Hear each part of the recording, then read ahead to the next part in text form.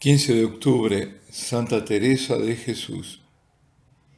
Lectura del Santo Evangelio según San Mateo. En aquel tiempo tomó la palabra Jesús y dijo: Te doy gracias, Padre, Señor del cielo y de la tierra, porque has escondido estas cosas a los sabios y entendidos y se las has revelado a los pequeños. Sí, Padre, así te ha parecido bien. Todo me ha sido entregado por mi Padre, y nadie conoce al Hijo más que el Padre, y nadie conoce al Padre sino el Hijo y aquel a quien el Hijo se lo quiera revelar. Venid a mí todos los que estáis cansados y agobiados, y yo os aliviaré. Tomad mi yugo sobre vosotros y aprended de mí, que soy manso y humilde de corazón, y encontraréis descanso para vuestras almas, porque mi yugo es llevadero y mi carga ligera. Palabra del Señor. Hoy celebramos a esta gran santa, Santa Teresa de Jesús, y el Evangelio que nos propone la liturgia es este de la oración del júbilo del Señor, porque lo dice, se dirige al Padre con todo júbilo, con toda alegría. Te doy gracias, Padre, porque has ocultado estas cosas a los sabios y entendidos y se lo has revelado a los pequeños. Y luego aquello de nadie conoce al Padre sino el Hijo y aquel a quien el Hijo se lo quiera revelar. Santa Teresa fue una grande y también, además de conocerla como Teresa de Ávila, se la llama Teresa la Grande, para diferenciarla de las otras Teresas. Por supuesto también igualmente grandes, pero también todas, incluso la de Ávila, pequeñas ante Dios, que conocieron al Padre porque el Hijo se lo reveló y vivieron y enseñaron a vivir en el reino de los cielos, ya desde aquí. No en vano, dos de estas Teresas son doctores de la Iglesia. La primera ha sido ella, Teresa de Ávila, Teresa de Jesús, y la otra es Teresa del Niño Jesús, es decir, la Teresa de Lisieux. Dicho esto, sea al pasar, ¿no? Hay otras dos Teresas también santas que son también del Carmelo, Teresa Benedicta de la Cruz, Edith Stein, y Teresa de los Andes. La otra gran Teresa es la pequeña Teresa de Calcuta. Todas ellas han sido sabias, no según la sabiduría humana, aunque Teresa Benedicta fue una gran filósofa, sino la sabiduría divina que las hizo santas. Por eso es muy apropiada la primera lectura del libro del Eclesiástico, donde dice que el que teme al Señor alcanza la sabiduría. Y es lo que se repite en todo el Antiguo Testamento. El santo temor de Dios es el principio de la sabiduría. Ese santo temor que es temer ofender a Dios, ofender a su amor, es lo que tan maravillosamente refleja aquel soneto que fue atribuido a Santa Teresa, aunque no hay pruebas contundentes que haya sido ella, pero bueno, podría haber sido. Y que nada menos que el gran don Marcelino Menéndez Pelayo lo incluyó entre las mejores 100 poesías de la lengua castellana.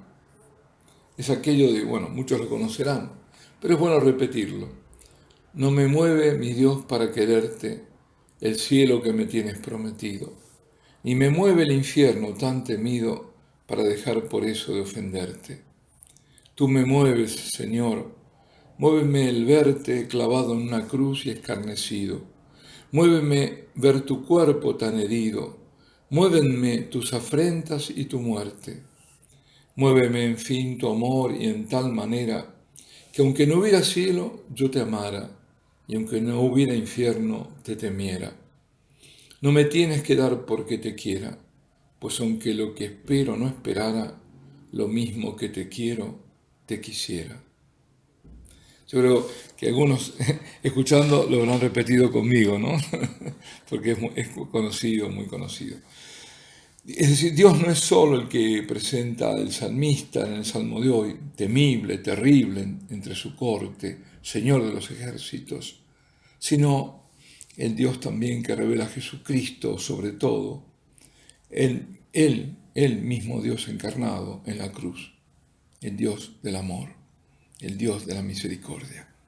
Por eso, como clama también el salmista, nosotros podemos decir: cantaré eternamente las misericordias del Señor. Y vamos un poco a la vida de Santa Teresa, una corta biografía haremos. Nace en Ávila, el 28 de marzo de 1515, en la casa señorial de don Alfonso Sánchez de Cepeda, que era de raíz judía, porque el abuelo de ella era judío que había converso, y doña Beatriz Dávila de Ahumada. Eran 10 hermanos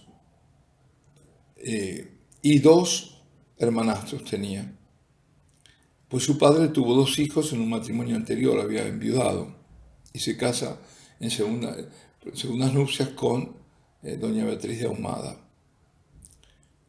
Desde muy pequeña, Teresa manifestó interés por la vida de los santos y también por las gestas de caballería, porque era lo de la época. Cuando tenía 6 años, hace una travesura, una fuga con su hermano Rodrigo, porque quería convertirse en mártir en tierra de moros. Pero esta fuga fue frustrada por el tío, que los descubre aún a vista de las murallas, la famosa muralla de Ávila. Entonces juegan a ser ermitaños, haciéndose una cabaña en el huerto de la casa. Este Rodrigo terminará yendo, Rodrigo Cepeda, y muy conocido, ¿no?, en América. En España en ese momento había un espíritu de aventura, pensemos que hacía poco que había sido descubierta América, y espíritu de conquista. Parten guerreros a Flandes, conquistadores a América. Pero aquí volvemos a Teresa. Teresa era mundana cuando chica, jovencita. Le gustaba coquetear y la corteja un primo suyo. Su madre muere cuando ella tiene 13 años, apenas 13 años, en 1528. Y entonces ella le pide a la Virgen que la adopte como hija suya. Pero, dice, según ella cuenta, sigue siendo enemiguísima de ser monja, no quiere para nada ser monja. Su padre ve con malos ojos esa relación con su primo y decide internarla en el Colegio de Gracia, en 1531. Fijémonos, en el año 1531, cuando aparecerá la Virgen en México, en Guadalupe, ¿no? Ahí estamos, para hacer comparación. Y también estamos en plena época de Lutero. Bueno, pero de pronto se le va planteando el tema de la vocación religiosa como una alternativa, aunque sigue atrayéndole el mundo. Y como decía, su hermano Rodrigo parte a América. Una amiga suya ingresa en el convento de la Encarnación y al final ella, por sus diálogos con esta amiga, se convence de su vocación e ingresa en ese mismo convento ante la posición de su padre. 1535 fue, su padre no quería. En 1537 sufre una dura enfermedad que la acarreará toda la vida.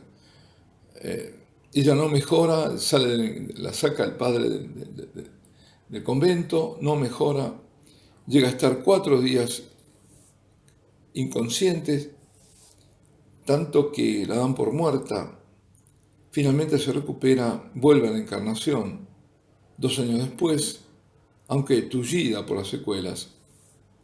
Y para valerse por sí misma todavía necesitará 3 años más. En aquella época la vida conventual era muy relajada, es decir, salían, entraban, había mucho contacto con el mundo. Además eran muchas, eran 200 monjas. Y Teresa tiene como un descontento con ese régimen, con esa vida. Aunque ella además tenía una celda muy, muy cómoda y muy bonita, con una gran vista. Cuando tenía 39 años, y ya llevaba 19 años como religiosa, porque había entrado a los 20 años, llora ante un Cristo llagado, y le pide fuerzas para no ofenderle. Y desde ese momento su oración mental se llena de visiones, de estados sobrenaturales, Es conocida ella como mística sobre todo. Pero también esos regalos que Dios le hace los alterna con periodos de gran aridez, de gran sequedad. Recibe muchas visiones, muchas experiencias místicas elevadas. Y en una visión muy viva y terrible del infierno es la que le produce el anhelo de querer vivir su entrega religiosa con todo rigor. Y eso es lo que la lleva a la reforma del Carmelo y a la primera fundación que él hace ahí en Ávila, que es el convento de monasterio de San José en Ávila. Pero esta primera fundación fue una aventura tremenda, totalmente probada con todo tipo de altibajos. El confesor la prueba un día, el otro día dice que no, el provincial la apoya con entusiasmo, pero luego se retira. El obispo, que nunca había dudado de Santa Teresa, cuando llega el momento titubea, y parece que todo fracasa. Y Teresa, siempre obediente, se retira a su celda sin poder hacer nada. Luego parte a Toledo, y eso lo hace por obediencia, y esta distancia va a favorecer que empiece a haber progresos en el monasterio de San José de Ávila. Había sido fundado el 24 de agosto de 1562 y encontró una terrible hostilidad proveniente de la iglesia, que se veía como que la iglesia local, ¿no? Además, ninguneada en su autoridad. Y incluso quieren derribar el convento, toda la ciudad está alborotada. Teresa debe abandonarlo, dejando a las 4 novicias solas, para volver a su celda en la Encarnación. Solo se podrá incorporar un año después. Y claro, pasará además de aquella celda amplia a las estrecheces de San José de Ávila, porque era pequeño y austero hasta el extremo. Y parece que al comienzo esa fundación, esa refundación, la nueva orden, la reforma del Carmelo tendría solo ese monasterio. Hasta que Teresa vuelve a llorar al saber que las necesidades de misiones en América son importantes. Y escucha en oración esto: espera un poco, hija, y verás grandes cosas. Bueno, luego le vendrán entonces instrucciones y autorización para fundar más conventos. Y ahí comienza una actividad tremenda, intensísima, que solo terminará con su muerte. Y ahí tendrá por un lado el gobierno de la orden, por otro lado fundación de nuevos conventos, redacción de libros, los cuales le obligaban, por obediencia lo hacían. Y nunca perdió el buen ánimo ni la esperanza, porque confiaba que no era su voluntad, sino la de Dios, y que todo se arreglaría con la providencia de Dios, y siempre así fue. En total fundó 17 conventos. El primero fue el de Ávila, el último el de Burgos, en 1582, que fue el año de su muerte. A estos conventos hay que sumar el primero del Carmelo masculino, que funda con San Juan de la Cruz, en Duruelo. Yo voy diciendo esto y me recuerda haber estado en estos lugares, ¿no? Santa Teresa conoció a San Juan de la Cruz en Medina del Campo, cuando ella tenía 52 años y él tenía 24. Y le convenció para unirse a la reforma. Así que San Juan de la Cruz dejó sus planes, los planes que él tenía, él quería retirarse a la Cartuja del Paular, pero lo convence la santa. La última fundación, la de Burgos, y regresando de allí es llamada por la duquesa de Alba, a Alba de Tormes. Teresa está enferma, está agotada, muere la noche, atención, entre el 4 y el 15 de octubre. Esto yo a veces hacemos juego con estos hijos. Murió el 4 y fue enterrada el siguiente día, que fue el 15 de octubre. Dice, no, ¿cómo el 5? No. 4 al 15 de octubre, porque justamente en 1582, en ese momento, comenzó el calendario gregoriano. ¿eh? Fue el cambio del calendario juliano al gregoriano, así que se le agregaron esos días, 5 días se le agregaron. Es decir, el 5 se volvió 15 de octubre.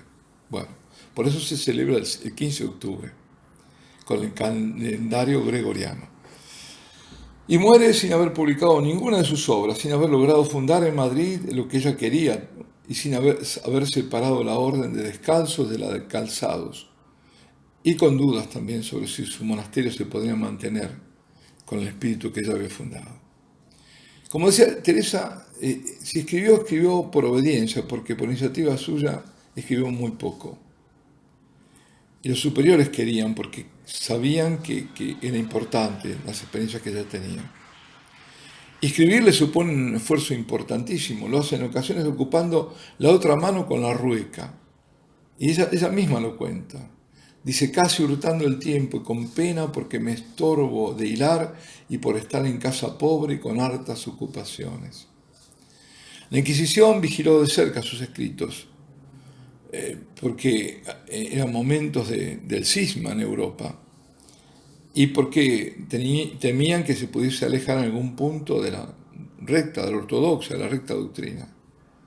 Su vida es fiel reflejo de lo que avisaba a sus monjas, que las gracias recibidas en la oración son para darnos fuerza en servicio a los demás. Bueno, doctora de la Iglesia fue proclamada por Pablo VI en 1970. Es la primera mujer de las 3 actuales doctoras de la Iglesia, seguida por Santa Catalina de Siena, bueno, junto con Santa Catalina de Siena, y la otra fue la carmelita descalza Santa Teresita del Niño Jesús. Mucho más se podría decir sobre esta santa, ¿no? Y también hablando de ella, a mí me recuerda la Madre Maravillas, ¿no? Que también es otra reformadora, si se quiere, también carmelita, tan conocida en Argentina, sobre todo, yo creo. Bueno, y además las grandes fundaciones que tuvo. Ya de ella hablaremos en otra oportunidad. Alabado sea Jesucristo. Santa Teresa de Jesús ruega por nosotros. Y la bendición de Dios Todopoderoso, Padre, Hijo y Espíritu Santo, descienda sobre vosotros y permanezca para siempre.